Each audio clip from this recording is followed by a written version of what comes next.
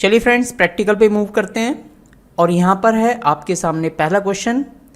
आपने इस क्वेश्चन को ध्यान से देखना है और ये बताना है कि अगर मैंने इसे कंपाइल किया और रन किया तो क्या आउटपुट आएगा। वीडियो को पॉज कीजिए और थोड़ी देर सोचिए। देखिए, अगर आप कहते हैं कि इसका आंसर है कंपाइलर एरर तो ये आंसर रोंग है। अगर आप कहते हैं ज़ीरो प्रिंट होगा तो ये भी रोंग है। अगर आप कहते हैं गार्बेज वैल्यू प्रिंट करेगा तो ये भी रोंग है, क्योंकि ये प्रोग्राम परफेक्टली कंपाइल होगा और परफेक्टली रन भी होगा, लेकिन आउटपुट कुछ नहीं आएगा। रीज़न बीइंग, मैंने लास्ट वाली वीडियो के अंदर बताया था कि जैसे ही आप ये स्टेटमेंट लिखते हैं तो इसका इम्पैक्ट कहाँ पड़ेगा। इसका इम्पैक्ट कोई स्क्रीन के ऊपर नहीं पड़ेगा, बल्कि मेमोरी में पड़ेगा। वो भी कहाँ? स्टैक मेमोरी में। स्टैक मेमोरी में क्यों पड़ेगा? क्योंकि ये लोकल वेरिएबल है, और लोकल वेरिएबल कौन से होते हैं? जो किसी मेथड के अंदर जो वेरिएबल बनते हैं वो लोकल वेरिएबल हैं। इस स्टेटमेंट से स्टैक मेमोरी के अंदर एक स्पेस बन जाएगा। किस टाइप की वैल्यू लेने के लिए? इंटीजर टाइप की वैल्यू लेने के लिए। क्या अभी कोई वैल्यू है? नहीं है। क्या इसकी कोई डिफ़ॉल्ट वैल्यू होगी?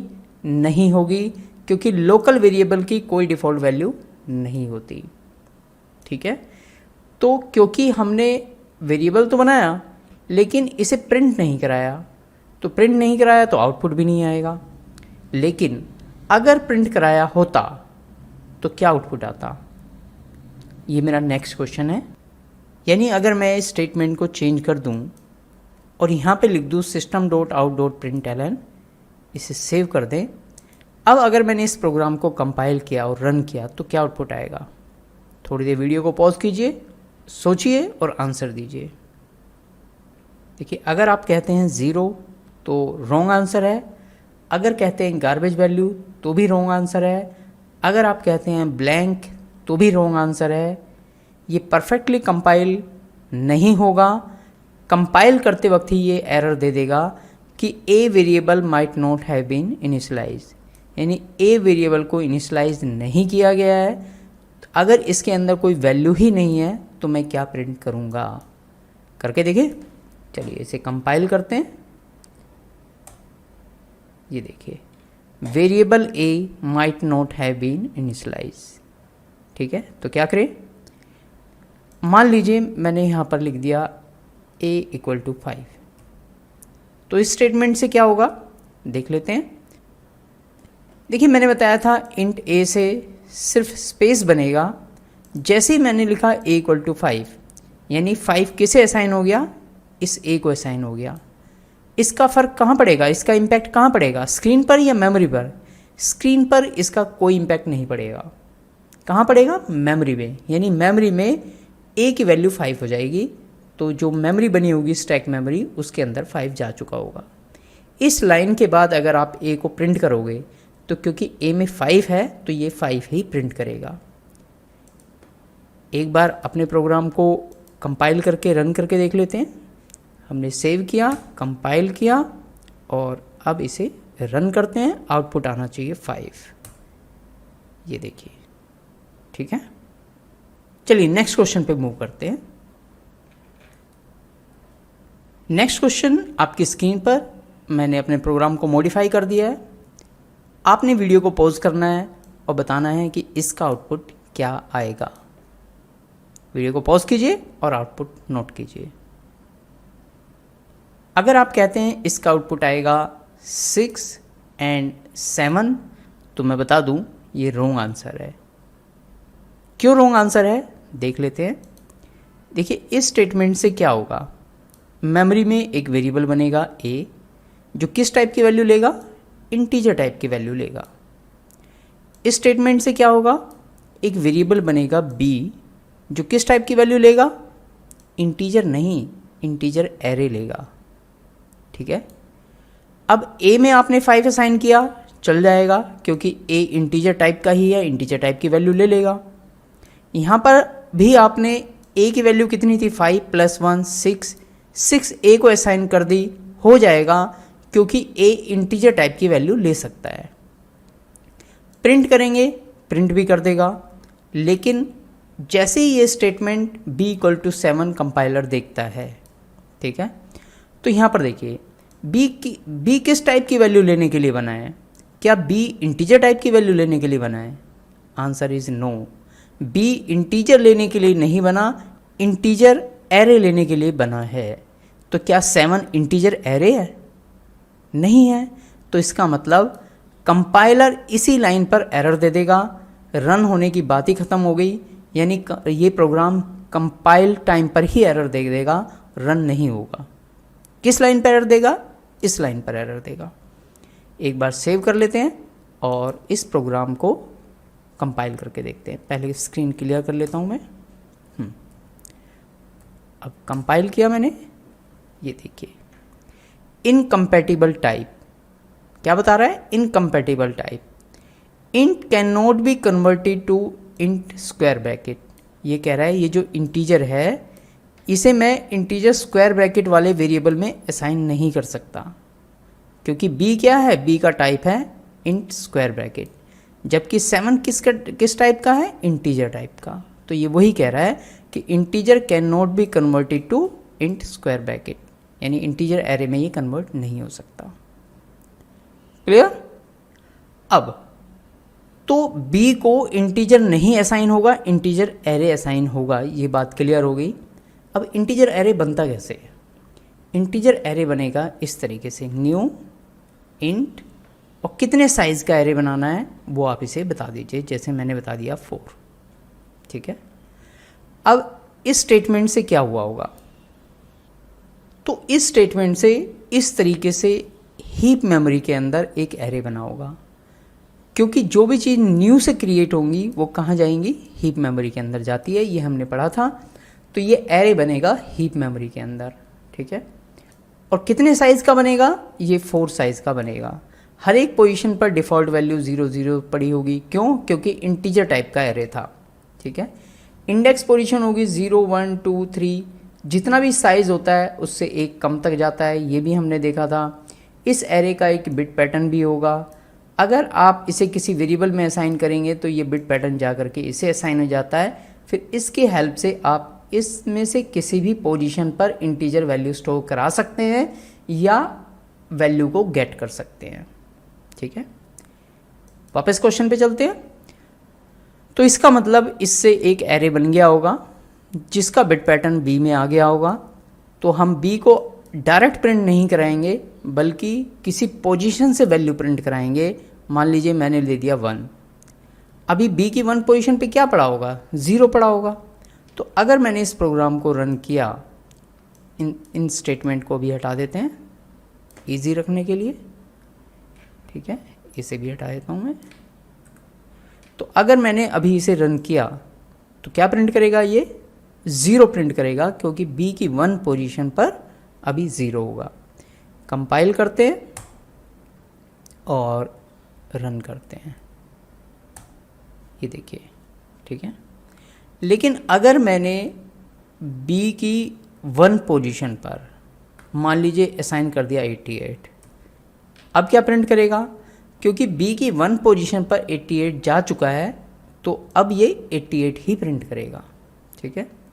अब इसे सेव कर लेते हैं, कंपाइल करके देखते हैं और रन भी करके देख लेते हैं। ये देखिए 88, ठीक है। इसी तरीके से आप 0 पोजीशन पर, 1 पोजीशन पर, 2 पोजीशन पर, सब पर असाइन कर सकते हैं। जैसे मैं यहाँ पे करके दिखा देता हूँ। b की 0 पोजीशन पर मैंने दे दिया मान लीजिए 33, ठीक है। 1 पोजीशन पे हो गया ये।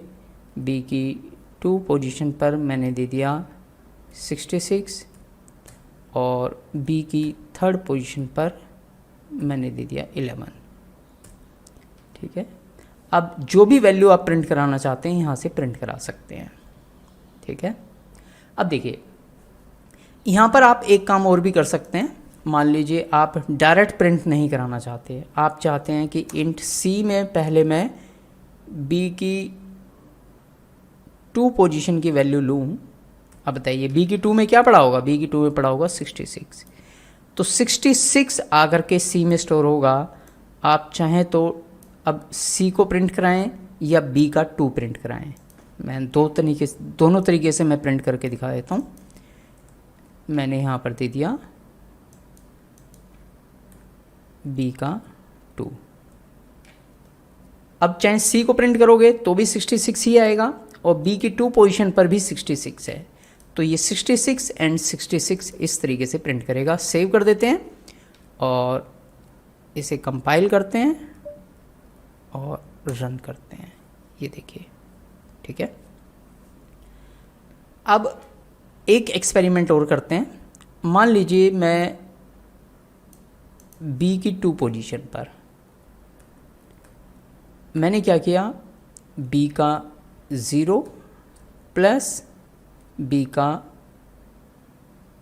3। अब बताइए, अब इसका आउटपुट क्या आएगा? वीडियो को पॉज कीजिए, थोड़ी देर सोचिए, तब तक मैं स्क्रीन क्लियर कर देता हूँ। बताइए क्या आउटपुट आएगा। चलिए देख लेते हैं। देखिए b की 0 पोजीशन पे क्या है, b की 0 पोजीशन पे होगा 33, b की 3rd पोजीशन पे क्या है 11, दोनों को प्लस कर देगा, कितना हो गया 33 प्लस 11 44। किसे असाइन कर देगा, b की 2 पोजीशन पर। अब b की 2 पोजीशन पर 66 हट जाएगा, अब कितना आ जाएगा, इन दोनों को ऐड करके 44, वो असाइन हो जाएगा। ठीक है। अब हमने b की 2 पोजीशन पर, क्योंकि यहाँ पर हमारे पास 44 हो चुका था, वही असाइन हो जाएगा c को, यानी c में भी 44। तो जब c को प्रिंट करोगे तो प्रिंट करेगा 44, और जब b2 को प्रिंट करोगे तो वो भी 44। सेव करके इसे कंपाइल करके देख लेते हैं, रन करके देख लेते हैं। ये देखिए, ये जो 2 लाइनें मैंने लिखी हैं ये कमेंट के लिए होती हैं। डबल स्लैश अगर लगा करके आप कुछ भी लिखेंगे तो वो कंपाइलर उसे एरर नहीं देगा, इसे कमेंट ट्रीट करेगा। ठीक है। अब मान लीजिए मुझे यूज़र से वैल्यू लेनी है। यूज़र से वैल्यू लेनी है मतलब ये कि मान लीजिए यहाँ पर ये जो वैल्यू है ये मैं चाहता हूँ यूज़र एंटर करे। तो उसके लिए क्या करेंगे, यूज़र से इनपुट लेने के लिए स्कैनर क्लास का यूज़ होगा। तो यहाँ पर इंपोर्ट करेंगे, स्कैनर का ऑब्जेक्ट बनाएंगे और फिर यहाँ पर इनपुट स्टेटमेंट लिखेंगे। तो मैं लिख देता हूँ। तो मैंने यहाँ पे इंपोर्ट कर लिया है स्कैनर क्लास को, और scanner input equal to new scanner system dot in. इससे कंसोल से कनेक्शन बन जाएगा, लेकिन कर्सर नहीं आएगा यूज़र से इनपुट लेने के लिए। तो उसके लिए मैंने क्या किया, यहाँ पर लिख दिया इनपुट डॉट नेक्स्ट इंट। ठीक है। तो इस लाइन से क्या होगा, कर्सर आएगा। कब आएगा, ये वेरिएबल बन जाएगा, एरे असाइन हो जाएगा, एरे के अंदर ये वैल्यू भी चली जाएंगी 3। 3rd पोजीशन पे वैल्यू स्टोर कराने के लिए कर्सर आ रहा होगा। जैसे ही कर्सर आएगा हम वैल्यू डालेंगे। मान लीजिए हम डालने वाले हैं इसमें कितनी वैल्यू डालें, मान लीजिए मैं डालूँगा 7। तो क्या होगा, तो b के 3rd पोजीशन पे है 7 और b की 0 पोजीशन पे है 33, तो कितना हो जाएगा 40। तो यानी 40 आउटपुट आना चाहिए अगर मैंने 7 डाला तो। एक बार सेव कर लेते हैं और चला के देखते हैं इसे। कंपाइल हो गया, रन कर देते हैं। ये देखिए, ये कर्सर वेट कर रहा है, किसकी, इस लाइन पर वेट कर रहा है कि आप वैल्यू डालो तो मैं आगे काम करूं। इससे ऊपर का सारा काम ये कर चुका है। तो जैसे ही मैं यहाँ पर 7 डालूंगा, ये फटाफट कैलकुलेट करके सी में वैल्यू डाल करके ये फटाफट 2 लाइनें प्रिंट कर देगा और आंसर आएगा क्या, 40 40। देख लेते हैं, ये देखिए, क्लियर। तो आई होप कि एरे किस तरीके से क्रिएट होते हैं, किस तरीके से वैल्यू उसमें असाइन होती है, किस तरीके से उसमें आप ऑपरेशन परफॉर्म कर सकते हैं, या यूज़र से इनपुट लेकर के वैल्यू स्टोर करा सकते हैं, ये सारी चीज़ें आपको क्लियर हुई होंगी। इसकी नेक्स्ट वीडियो में हम कुछ इम्पॉर्टेंट पॉइंट्स देखेंगे और साथ में हम देखेंगे कि अगर मुझे एरे को लूप में कन्वर्ट करना हो, यानी यूज़र से वैल्यू लेनी हो या लूप लगा करके एरे को यूज़ करना हो, तो वो कैसे यूज़ करेंगे। ठीक है। नेक्स्ट वीडियो इम्पॉर्टेंट होने वाला है। इस वीडियो में इतना ही। All the best, keep watching.